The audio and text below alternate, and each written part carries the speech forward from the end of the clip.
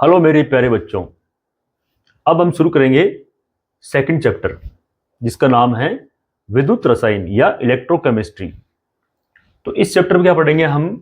Cell के अंदर की जो रिएक्शन होती है, केमिकल रिएक्शन होती है, वो पढ़ेंगे और सेलों के प्रकार पढ़ेंगे और भी बहुत कुछ जो हम देखेंगे, नई नई चीजें। तो शुरू करते हैं पहले कि यहाँ पर जो विद्युत रसायन आया है ये किस चीज से संबंधित है, ये देखना हमें। तो देखो यहां पर इसमें जो शुरुआत होती है वो ये है कि अगर हम एक रासायनिक ऊर्जा को रासायनिक अभिक्रिया द्वारा विद्युत ऊर्जा में कन्वर्ट करना चाहें, बदलना चाहें, तो वो कौन से सेल के माध्यम से होगा?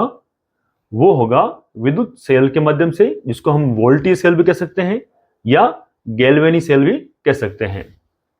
दूसरा क्या होता है, अगर हमें विद्युत ऊर्जा को रासायनिक ऊर्जा में कन्वर्ट करना है, ध्यान देना, विद्युत ऊर्जा को रासायनिक ऊर्जा में कन्वर्ट करेंगे तो वो प्रक्रिया होगी विद्युत अपघटनी सेल के द्वारा। तो यहां पर आपको थोड़ा ध्यान देना है, जैसे कि हमारी हेडिंग है विद्युत रसायन, तो इसको हम दो पार्ट में बांटते हैं। तो देखो यहां पर जैसे कि ये हमारी जो मेन ब्रांच है विद्युत रसायन वाली, इसको हमने दो भागों में बांटा, जिसमें एक हो गया जो रासायनिक ऊर्जा को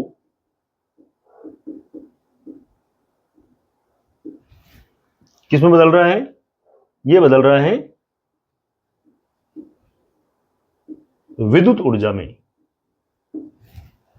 यानी रासायनिक ऊर्जा को विद्युत ऊर्जा में कन्वर्ट कर रहा है। इसका मतलब वो सेल कौन सा हो गया? उसको बोलते हैं वोल्टीय सेल, और या कह दो उसको गैल्वेनी सेल, और इसको हम डेनियल सेल भी कह सकते हैं, प्रकार है इसका, तो इसको हम डेनियल सेल भी कह सकते हैं।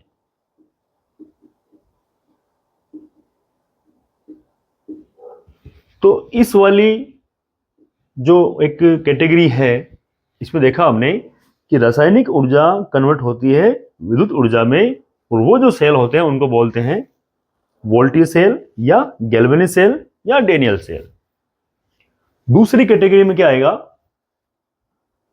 कि जो विद्युत ऊर्जा है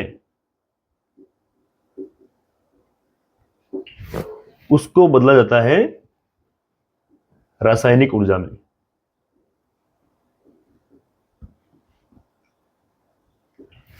और ऐसे जो सेल होते हैं उनको बोलते हैं विद्युत अपघटनी सेल। ये विद्युत अपघटनी सेल होते हैं। अब इनमें क्या होता है, इनमें रासायनिक अभिक्रिया द्वारा जो विद्युत ऊर्जा मिलती है वो हमारे दैनिक जीवन में, जैसे कि बैटरी वगैरह, सेल वगैरह जो होते हैं, वहां पर हम काम में लेते हैं। और इस प्रकार जो सेल है विद्युत अपघटनी सेल, वो विद्युत ऊर्जा को रासायनिक ऊर्जा में कन्वर्ट करते हैं। तो इसके लिए हमें क्या करना पड़ता है, विद्युत ऊर्जा देते हैं और रासायनिक ऊर्जा में प्राप्त होती है। तो ये जो सेल है इसका काम होता है यौगिकों में से, जैसे कि मान लो सोडियम क्लोराइड है, पोटेशियम क्लोराइड है, उसमें से अगर हमें सोडियम और पोटेशियम धातु को अलग करना है शुद्ध अवस्था में, उस कंडीशन में हम इस प्रकार के सेलों का उपयोग करेंगे। तो देखो सोडियम, पोटेशियम आदि धातुओं को शुद्ध रूप में प्राप्त करने के लिए ये सेल काम में लेते हैं। बाकी डिटेल से इसके बारे में पढ़ेंगे हम आगे, पूरा डिटेल है इसकी। अभी मेन जो चीज देखी हमने वो ये है। अब बात आती है कि यहां पर जो सेल वर्ड आया है, सेल, वो सेल क्या है? देखो, तो सेल एक तो है जो रासायनिक ऊर्जा को विद्युत ऊर्जा में बदल रहा है, वो भी सेल है, भले ही वो वोल्टी सेल है या गैल्वेनिक सेल है या डेनियल सेल है वो सेल ही। या फिर विद्युत ऊर्जा को रासायनिक ऊर्जा में कन्वर्ट करने वाला हो, अब वो भी सेल है, भले ही उसका नाम विद्युत अपघटनी सेल पड़ गया है। तो सेल क्या है? सेल एक ऐसी युक्ति है जो रासायनिक ऊर्जा को विद्युत ऊर्जा में या फिर विद्युत ऊर्जा को रासायनिक ऊर्जा में परिवर्तित कर देता है। तो हम लिखेंगे इसके बाद में सेल की परिभाषा। तो यहां पर हम लिख सकते हैं जो सेल होता है वो क्या है। तो देखो, वह युक्ति जो रासायनिक या रासायनिक कर दो ऊर्जा को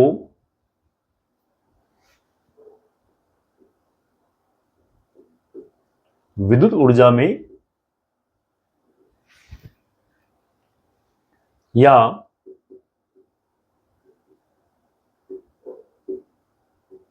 विद्युत ऊर्जा को रासायनिक ऊर्जा में परिवर्तित करता है,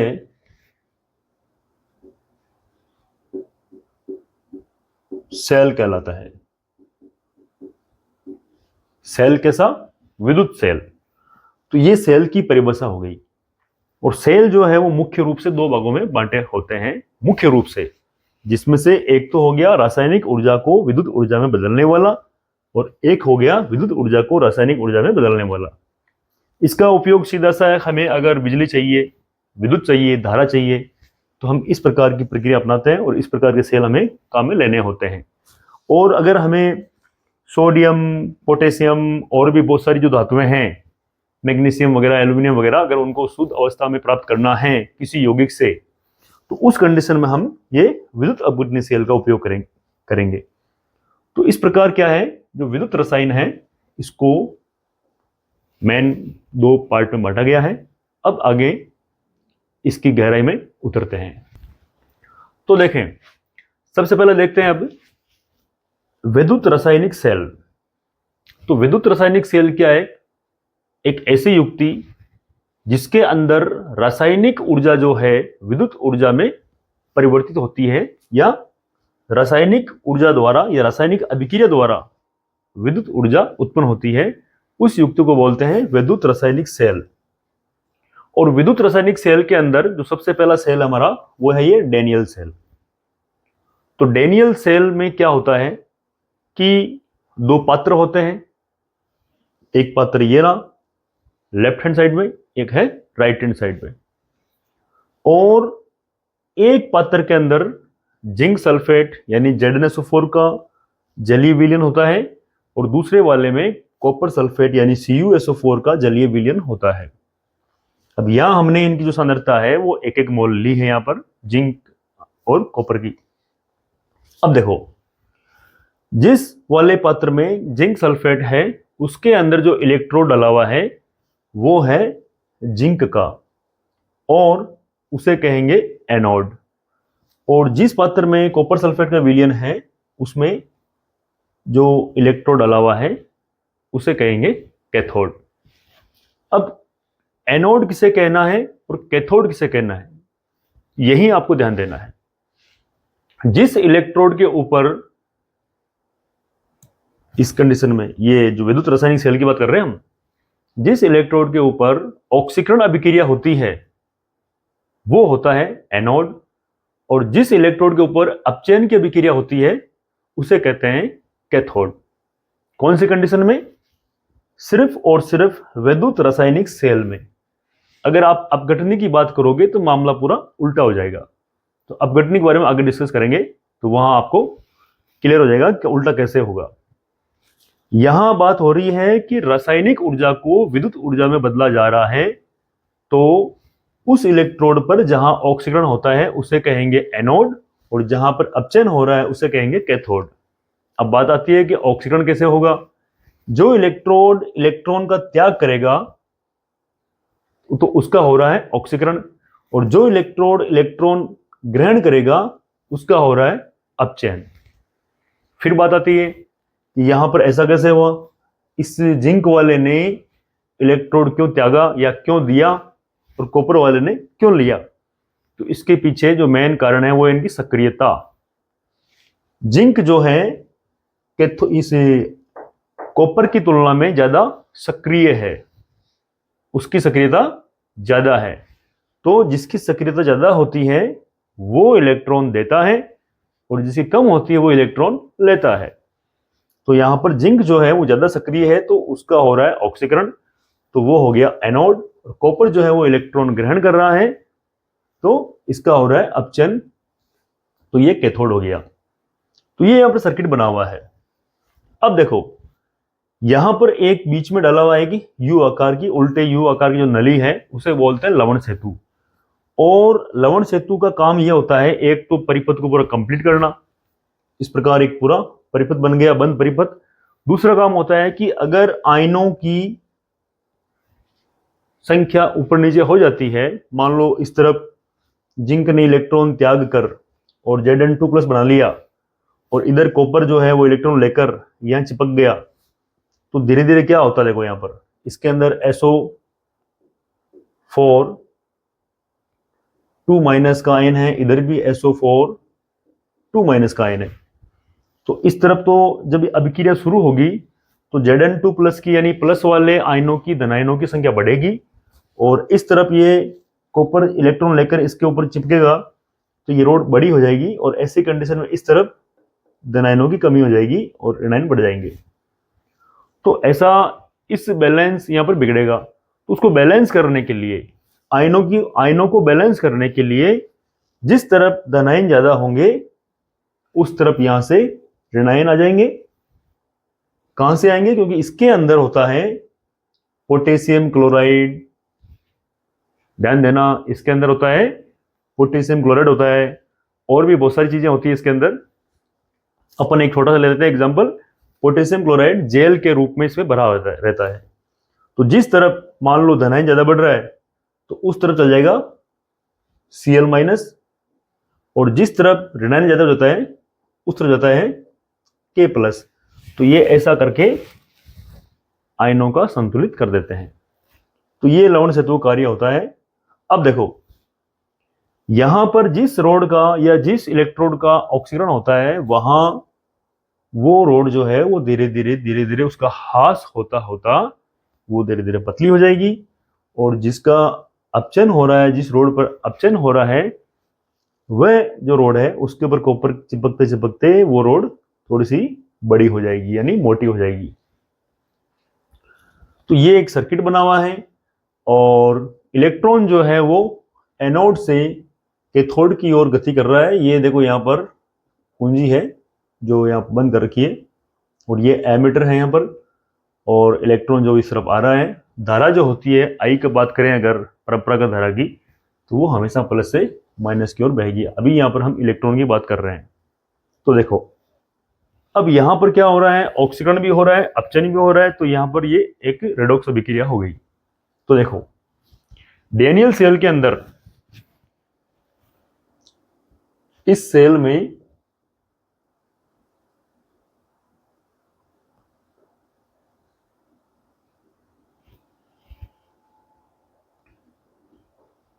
निम्नलिखित रेडॉक्स अभिक्रिया होगी।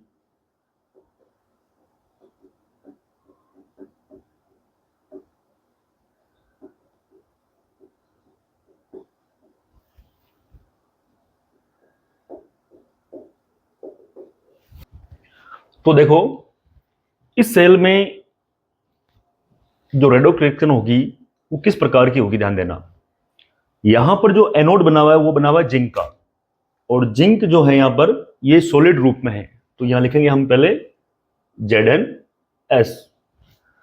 अब क्या हो रहा है यहां पर, इस तरफ बात करें तो इस तरफ जो कॉपर का आयन है वो इस विलियन में घुला हुआ है, तो इधर ले लेंगे हम प्लस में Cu2+ कर दो और ये एक्यू, ये जलीय विलयन में घुला हुआ है यहां पर। अब अभिक्रिया कैसे हो रही है, देखो ध्यान देना यहां पर। तो यहां पर जो जिंक है वो अपना इलेक्ट्रॉन त्याग रहा है और आयन के रूप में विलयन में घुल रहा है। तो ये जिंक जो है वो इलेक्ट्रॉन का त्याग करके क्या बनाएगा यहां पर, इसको नीचे ले लेता हूं यहां पर, Zn और 2+ AQ प्लस कॉपर जो है उन इलेक्ट्रॉनों को लेकर CuS, यानी जो इलेक्ट्रॉन जिंक त्याग रहा है उसको लेकर ये यहां पर चिपक जाएगा। तो ये वाली जो छड़ है, इलेक्ट्रोड है, इसकी मोटाई बढ़ती रहेगी और ये जो छड़ है इसकी मोटाई घटती रहेगी, यानी पतली होती रहेगी ये। तो ये एक रेडॉक्स रिएक्शन है। तो यहां हुआ क्या, देखो ध्यान देना। यहां पर जिंक का हो गया ऑक्सीकरण, किस में हो गया, जिंक आयन में, और कॉपर का हो गया अपचयन, किस में हो गया, कॉपर के अंदर, ये कॉपर जो सॉलिड है उसके रूप में। तो यहां दो आदि आदि अभिक्रिया हुई है, देखो। तो पहली जो अर्ध अभिक्रिया देखते हैं, अर्ध अभिक्रिया देखते हैं पहले। पहला देखते हैं एनोड पर। तो एनोड पर क्या हुआ, जिंक था और इसने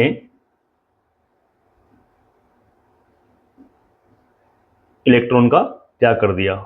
2 इलेक्ट्रॉन त्यागेगा, क्योंकि जिंक की जो संयोजकता होती है वो 2 होती है, तो वो 2 इलेक्ट्रॉन त्यागता है यहां पर। और दूसरा जो ये इलेक्ट्रॉन त्यागे हैं इसने, जिंक ने, वो कहां पहुंच रहे हैं, कैथोड पर पहुंच रहे हैं। तो कैथोड पर कौन सी अभिक्रिया हो रही है,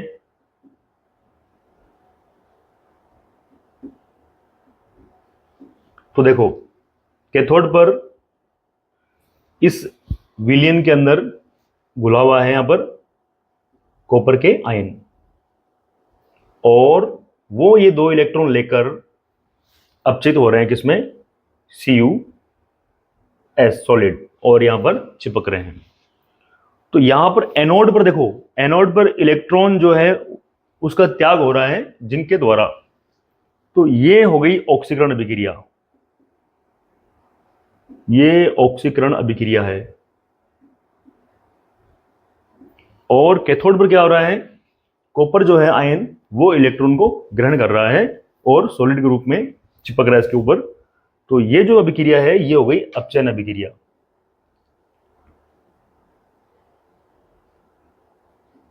ये अपचयन अभिक्रिया है।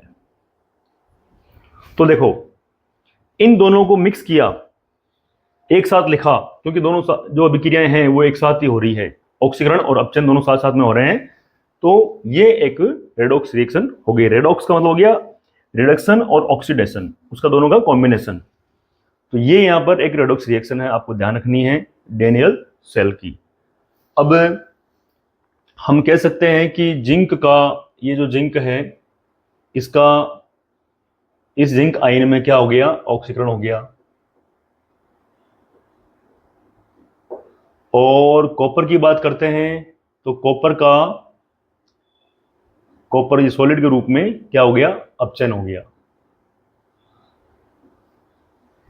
ये एरो दिखा रहा है अभिक्रिया को और ये बता रहे हैं अपचयन और ऑक्सीकरण को। तो इस प्रकार हमें सेल की जो अभिक्रिया है वो हमें ध्यान रखनी है। अब अगर बात करें यहां पर, अगर आयनों की सांद्रता 1 इकाई हो, ध्यान देना, आयनों की सांद्रता अगर 1 इकाई हो तो इसका जो ईएमएफ होता है, विद्युत वाहक बल, किसका, डेनियल सेल का, वो होता है 1.1 वोल्ट। तो इसको आगे देखते हैं अभी। देखो जब Zn2+ तथा Cu2+ आयनों की सांद्रता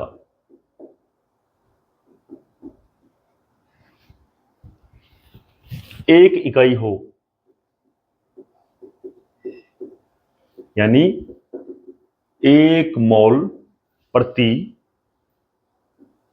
डेकामीटर क्यूब, ये आयतन है। तो यहां पर अगर ऐसा होता है तो जो इसका विद्युतीय विभव होता है डेनियल सेल का, तो इसका विद्युतीय जो विभव है जिसको हम बोल सकते हैं ईएमएफ, ईएमएफ का मतलब होता है विद्युत वाहक बल, वो होता है 1.1 वोल्ट। ये आपको ध्यान रखना है, 1.1 वोल्ट होता है इसका। और इस प्रकार की जो युक्ति होती है जिसके अंदर आयनों की सांद्रता एक इकाई है, उसे कहते हैं गैल्वेनी सेल या वोल्टीय सेल। तो लिख देते हैं इस प्रकार के सेल को, किस प्रकार के सेल को, जिसमें आयनों की सांद्रता एक इकाई हो, सेल को गैल्वेनी या वोल्टीय सेल कहते हैं। तो यहां पर ये इसका एक बेसिक, ये एक शुरुआत वाला फंडामेंटल है। तो आपको ये थोड़ा सा ध्यान रखना है। अब आगे देखेंगे कि इसके अगर बाहर कोई हमने अगर कोई बाहरी स्रोत लगाया विभव का, तो क्या प्रभाव पड़ेगा इसके ऊपर बाहरी स्रोत का, तो वो हम जो अगला लेक्चर है उसमें देखेंगे। यहां पर ये शुरुआत जो हमने की है इसको थोड़ा सा ध्यान से देखना है, समझना है। ऑक्सीकरण क्या होता है, अपचयन क्या होता है, किसको एनोड कहते हैं, किसको कैथोड कहते हैं, ये सारी चीजें आपको ध्यान देना है। लवण सेतु का क्या कार्य है, ये 2-4-5 चीजें हमें ध्यान रखनी है, ताकि स्टेप बाय स्टेप हमें ये चैप्टर जो है वो समझ में आता रहे।